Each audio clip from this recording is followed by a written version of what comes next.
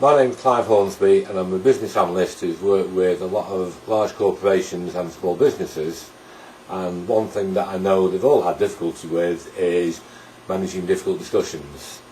So I took the opportunity to get Jerry to come in today because he's worked in HR and he's got his own company. So I'll let Jerry explain a bit more. Right, thanks very much, Clive. As Clive said, Jerry Lynch of Gem Associates. I work as a HR manager for a number of large organisations, both British and American companies.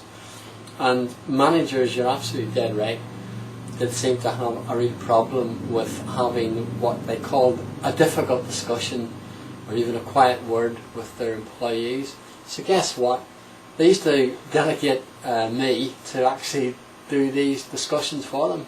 Always get rid of the jobs that you don't want to do. Absolutely, Clive. That's the golden art of delegation. So I had more than my fair share of these difficult discussions with employees, and basically the managers didn't want to do it. And years later, I answered the obvious question: why did I get pulled in so many times to having these difficult conversations? I think there's a couple of answers. Number one, fundamentally, they think it's going to be much more difficult for themselves than the person that they were talking to. And secondly, they assumed that there was going to be a lot of hostility, conflict during the discussions. So let me throw the question back in you if I can, if I may. Is that what you thought when you had these discussions? Yeah, I didn't really want to have the discussion in the first place, but right. I knew that I got to. So you start feeling nervous. Mm-hmm. I think when you're nervous, you tend to talk a lot more. Yes, yes. And therefore, you made the assumption, and guess what? The law of expected outcomes kind of fulfilled itself. Yeah, it was a difficult discussion, and that's what I expected when I went in. So you got exactly what you kind of programmed yourself for? Yes. Okay, fine. And you're no different from many managers that I helped with this.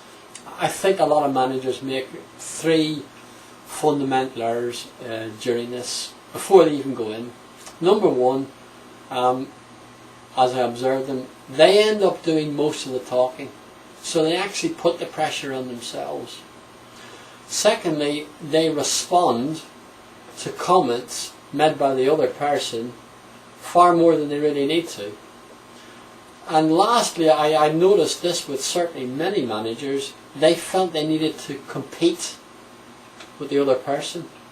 So the whole conversation became almost a competitive encounter where there was hostility.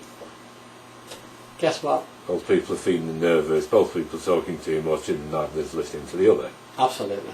Absolutely. Yeah. So if there's one thing only that you take from these little clips, these videos, it's this. Do less talking than the person opposite you. Which means you're going to do something else. Listen. Yes. Because communication, which most people don't get to understand, is that it's not talking.